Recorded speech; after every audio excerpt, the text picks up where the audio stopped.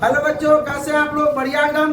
तो मैं इस यादव आज लेकर आ गया हूँ 10 सोल्जर का शॉर्ट क्वेश्चन जो बिहार बोर्ड के बच्चों के लिए है। ठीक है, इसमें से एक दो क्वेश्चन आ ही जाते हैं बिहार बोर्ड में 2 मार्क्स में। अगर आप लोग इसका समरी, इसका ऑब्जेक्टिव, इसका एक्सप्लेनेशन नहीं देखे हैं तो डिस्क्रिप्शन में लिखा है, जाकर देख सकते हैं। तो चलिए स्टार्ट करते हैं हम लोग। पहला क्वेश्चन क्या है? Is the speaker operate of death. Is मतलब क्या? जो स्पीकर मतलब वक्ता है। कवि के जो इस कविता के जो लेखक है, 10 सोल्जर के लेखक कौन है? रूपार्ट ब्रूक। 10 सोल्जर के लेखक कौन है? रूपार्ट ब्रूक। इनका जन्म कब हुआ? 1887। मृत्यु कब हुआ? 1915 में। ठीक है, ये सब बात याद है। ये कविता क्यों लिखे थे? ये इस कविता में ये सोल्जर होते हैं, सैनिक होते हैं, फौजी होते हैं ना, और अपने देश के हित में बात करते हैं, अपने देश के लिए। ठीक है, चलिए। हाँ, स्पीकर जो है इस कविता के जो कवि हैं, जो वक्ता, जो बोलने वाले हैं, ऑपरेट मतलब डरे हुए हैं। ऑफ डेथ क्या? मृत्यु से। स्पीकर जो है वो डरे हुए हैं चंद्र में? नहीं। इसका आंसर होगा नहीं। Note the speaker is not operate of death. मतलब स्पीकर जो है, मतलब इस कविता के जो वक्ता है, जो बोल रहे हैं इस कविता में, वो डरे हुए नहीं है मृत्यु से ना। He wants. लेकिन अब देखिए, ऐसा क्यों पूछा गया है? ऐसा क्यों पूछा गया कि डरे हुए कि नहीं? क्योंकि वो अगर मौत के बाद वो क्या मांगते हैं? जमीन मांगते हैं कुछ ना, अपने देश के नाम। जीवित है तो अपने देश के अंदर लड़ रहे हैं। जब तक जीवित है, जब तक जीवित है अपने देश के लिए लड़ रहे हैं। और मरने के बाद भी कहते हैं कि जहाँ पे मैं मरूंगा, जिस जगह पे मैं दफनाया जाऊंगा, मतलब मुझे दफना दिया जाएगा या मुझे सीधे फेंक दिया जाएगा। ठीक है, मरने के बाद दूसरे देश में युद्ध के दौरान, तो जिस मिट्टी में मैं समाहित हो जाऊंगा, कंसील्ड हो जाऊंगा ना, जो मिट्टी मुझे ढक देगी, उतना दूर का जगह जो है हमेशा हमेशा के लिए किसका हो जाएगा? इंग्लैंड का हो जाएगा। मतलब जिंदा में जिंदा है तो इंग्लैंड के लिए लड़ रहे हैं ना, युद्ध कर रहे हैं, और मृत्यु के बाद भी सोच रहे हैं कि मरने के बाद भी कुछ इंग्लैंड के नाम कर जाए। ठीक है, कोई दिक्कत? तो वो कह रहे हैं ही वांट्स, वो चाहते हैं। क्या चाहते हैं? ओनली, केवल, कॉर्नर ऑफ फॉरेन फील्ड, मतलब विदेशी जमीन का, विदेशी क्षेत्र का ना, विदेशी पृथ्वी का जो छोटा सा टुकड़ा हुआ चाहते हैं, जहां पढ़ेंगे वहां का एक टुकड़ा चाहते हैं, लेकिन वो मौत से डरते नहीं। ठीक है, इसका ये कहने का मतलब नहीं है, इसका ये कहने का, क्लास से बाहर कर देंगे।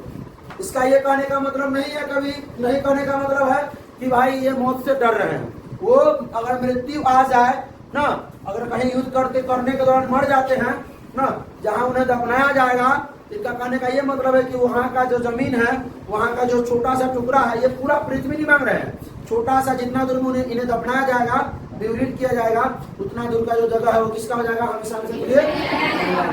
क्वेश्चन आया समझ में? अगला क्वेश्चन क्या कहता है कि इफ एट ऑल, किसी भी कारण, यदि किसी भी कारण से भी, किसी कारण से भी, ही डाइज, वो मर जाते हैं इन द बैटल।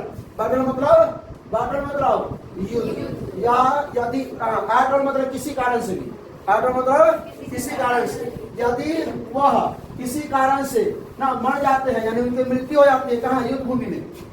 बैटल भी ले सकते हैं, यदि उनका मृत्यु किसी भी कारण से, किसमें? बैटल में, मतलब युद्ध में मृत्यु हो जाती है ना, दुश्मनों द्वारा ना, तो हाउ वुड, कैसे, ही लाइक टू बी रिमेम्बर्ड, कैसे उनको जो है याद किया जाएगा? किस रूप में? यहाँ लाइक, और लाइक मतलब के रूप में, लाइक मतलब के रूप में, मतलब कैसे जो है, मतलब उनको, या किस रूप में उनको याद किया जाएगा, कैसे याद किया जाएगा? ठीक है, कोई दिक्कत? तो देखिए, यहाँ देखिए क्वेश्चन का समझ आ गया। रिमेम्बर मतलब तो याद करना, रिमेम्बर मतलब क्या दिक्कत है? पंखा से आपको तुरंत बंद, तुरंत चालू। चलिए, if at all he dies in the battlefield, यदि वह किसी कारणवश, किसी कारण से वह मर जाते हैं, कहाँ पे? युद्ध भूमि में। कहाँ पर? यदि वह किसी कारण से कहाँ पे? युद्ध भूमि में मर जाते हैं, उनकी मृत्यु हो जाती है। ठीक है, तो he would like to remember, वह याद किए जाएंगे, वह दशरथ, वह याद किए जाएंगे एज एंड, के, आज मतलब के रूप में, यहाँ पर एज मतलब के रूप में होगा, यहाँ लाइक मतलब जैसे कि। ठीक है, ऑन फॉरगेटेबल, फॉरगेटेबल होता है, लेकिन यहाँ पर फॉरगेटेबल लगा दिया है। ठीक है, ऑन फॉरगेटेबल सोल्जर मतलब नहीं भूलने वाले सैनिक के रूप में, नहीं भूलने वाले सैनिक के रूप में वह याद किए जाएंगे। नहीं, यदि उनकी मृत्यु किसी कारणवश हो जाती है ना, तो he would like to be remembered, वह याद किए जाएंगे। किसके रूप में? नहीं भूलने वाले मतलब सैनिक के रूप में, जो कभी नहीं मतलब एकदम पूरा क्या कहते हैं उसको अनफॉरगेटेबल मतलब भूलना, अन मतलब नहीं भूलने वाले सैनिक के रूप में वो याद किए जाएंगे।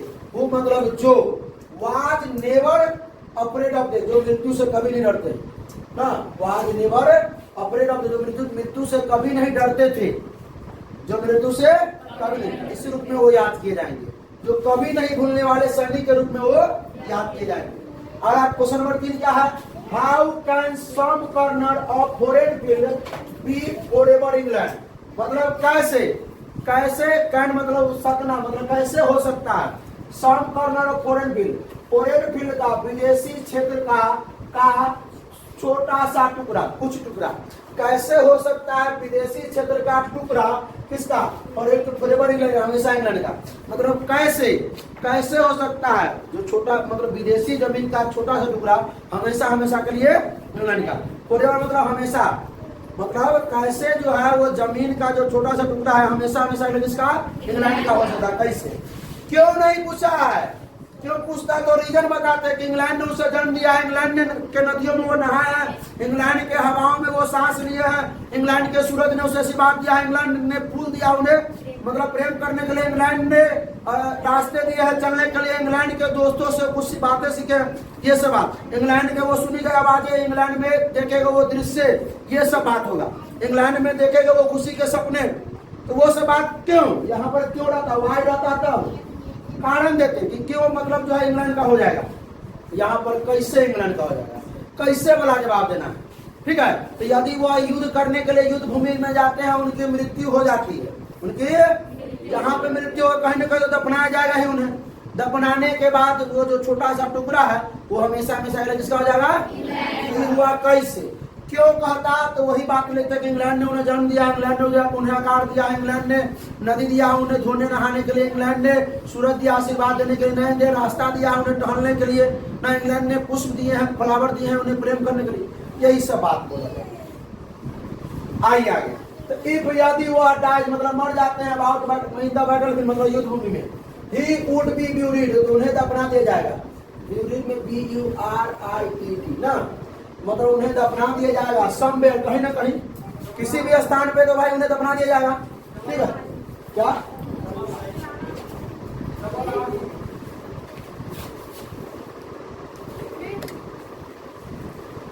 लागी में चलो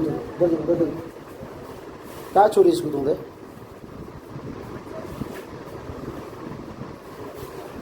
चलेंगे क्या डबल आर BURRIED, चलिए कोई दिक्कत नहीं है, देख लीजिएगा आप लोग। तो सब में कहीं ना कहीं दोनों दफना दिया जाएगा ही, कहीं ना कहीं दफनाया जाएगा ना। इन फॉरेन फील्ड में कहीं ना कहीं उन्हें दफना दिया जाएगा, फॉरेन फील्ड में विदेशी क्षेत्र में, विदेश में कहीं ना कहीं उन्हें किसी भी जगह पे क्या कर दिया जाएगा? दफना दिया जाता है। ठीक है, दफना दिया जाएगा। एंड दैट जो पार्ट ऑफ फॉरेन मतलब फॉरेन फील्ड का जो फॉरेन मतलब विदेश क्षेत्र का जो पार्ट होगा ना, वो हमेशा किसका हो जाएगा? इंग्लैंड का हो जाएगा। कहे ना भाई कि मरने के बाद जहाँ पे उन्हें दफनाया जाएगा कहीं ना कहीं उस जगह का जो छोटा सा टुकड़ा होगा, जो कॉर्नर होगा, वो हमेशा के लिए वो इनको कहना करते हैं कि मेरे बारे में अपने दोस्तों से कहते हैं कि मेरे बारे में सिर्फ ये सोचना कि यदि मैं मर जाऊंगा युद्ध के दौरान विदेश में, तो मेरे बारे में सिर्फ ये सोचना कि मैं जहाँ पे मरूंगा जिस छोटा सा कॉर्नर में, वो हमेशा कैसे हो जाएगा? कविता में भी यही है। अब सुनिए 14 क्वेश्चन क्या कहता है? इन दैट रिच अर्थ और रिच डस्ट कंसीड, वो ना कहते हैं कि मैं जहाँ मरूंगा वो धरती कोई मामूली धरती नहीं होगी, वो कैसा होगा? रिच अर्थ होगी, अमीर अर्थ होगी, और उससे भी अमीर वो होगी, वो डस्ट होगा मतलब कण कौन है? कवि साहब। कौन है? कवि साहब, जो उसमें क्या हो जाएगा? समाहित हो जाएगा। क्या हो जाएगा? उसमें समाहित हो जाएगा ना। तो भाई वो अमीर धरती में वो अमीर, उससे भी अमीर वो कण जो है वो समाहित हो जाएगा। अमीर धरती में क्या हो जाएगा? उससे भी अमीर, रिचर है, कंपैरेटिव भी है, सुपरलेटिव नहीं कंपैरेटिव, उससे भी अमीर जो है क्या डस्ट जो है क्या हो जाएगा? उसमें समाहित हो जाएगा ना। When what does dust stand for, मतलब इसमें डस्ट का मतलब क्या है? तो डस्ट का मतलब कवि साहब मरेंगे तो उसमें क्या हो जाएंगे? उसमें समा जाएंगे, है ना, यही बात ना। तो चले देख लेते हैं। इन दैट रिच अर्थ और रिचर डस्ट कंसील्ड, मतलब इसका जो मतलब है इसमें स्टैंड का वो डस्ट का वो क्या है, इसका मतलब ये कहते हूँ कि जो मतलब जो जहां मैं मरूंगा वो धरती अमीर होगी और उससे भी अमीर वो कौन होगा, डस्ट होगा ना। डस्ट कौन, सैनिक जो है, जो सोल्जर हैं, जो फौजी हैं, कवि साहब, ठीक है ना, उससे भी अमीर वो डस्ट होगा जो उसमें समाएगा, ठीक है।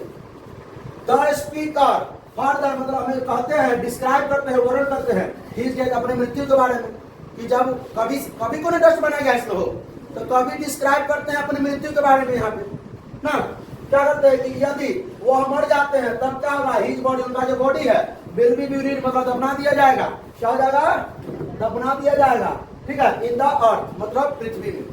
यही है डस्ट का मतलब, कि डस्ट का मतलब क्या है, डस्ट का मतलब बताने का मतलब यही है कि जब मर जाएंगे वो तो उनका बॉडी को कहीं ना कहीं मतलब पृथ्वी में क्या कर दिया जाएगा, दफना दिया जाएगा। कोई दिक्कत, चल जाएगा। लास्ट क्वेश्चन क्या करा, 5 नंबर क्वेश्चन कि what is meant by phrase, इसमें एक फ्रेज भी है, एक फ्रेज भी है ना। Pulse in the internal mind, pulse मतलब होता है नस, धड़कन, नस या धड़कन, इसका आंतरिक दिमाग का, शाश्वत दिमाग का, शाश्वत माइंड में जो धड़कन है, जो नस है, शाश्वत माइंड में जो नस है, जो धड़कन है वो धड़कते रहता है, वो किसके लिए, इंग्लैंड के लिए। कभी साहब बात कहते हैं ना वो कि भाई मरने के बाद भी मेरा जो आंतरिक दिमाग में जो नस है, जो धड़कन है, वो हमेशा के लिए धड़कती रहेगी, वो दिल से धड़कती रहेगी। चलो देख लेते हैं, या द फ्रेज, क्या है फ्रेज, और पल्स इन इंटरनल माइंड मतलब देखिए शाश्वत माइंड में, आंतरिक दिमाग में जो धड़कन है, जो नस है ना, वो क्या है, इसका जो मतलब होता है, इसका जो मीन्स है, मतलब है कि the memory of his country, मतलब उनके देश के, उनके कवि साहब के अपने देश के याद में, उनके देश, उनके याद के लिए ना, उनके देश में जो जो उनको मिला है, उनको देश में उनको जो जो मिला है वो सब वो क्या कर सकते, कभी नहीं भूलेंगे, नॉलेज है ना, वो कभी नहीं भूलेंगे, वो हमेशा याद करेंगे। वो उनके जो जो दिया है इंग्लैंड ने, वो सब सोच करके उनका माइंड का जो क्या है, धड़कन है, जो नस है, वो क्या होती रहेगी, वो धड़कती हुई रहेगी, है ना भाई। Pulse in the internal mind, इसका मतलब है कि मेमोरी ऑफ हिज कंट्री मतलब उनके अपने देश के याद में, देश के याद करने के लिए ना, देश ने जो जो दिया है वो सब याद कर करके उनका जो है माइंड का जो धड़कन है, जो नस है, वो क्या रहेगा, धड़कता रहेगा, रिमेन्स फॉरएवर और हमेशा के लिए, हमेशा के लिए, इन द हार्ट, दिल में,